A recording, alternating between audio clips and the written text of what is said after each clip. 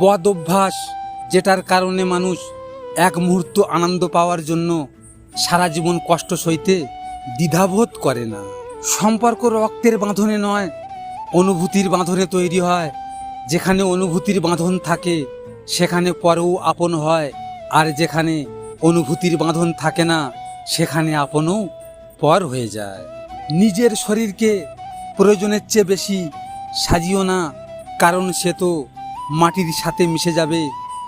সাজাতে হলে চরিত্রকে সাজাও, কারণ মৃত্যুর পরেও মানুষ তোমাকে স্মরণ করবে।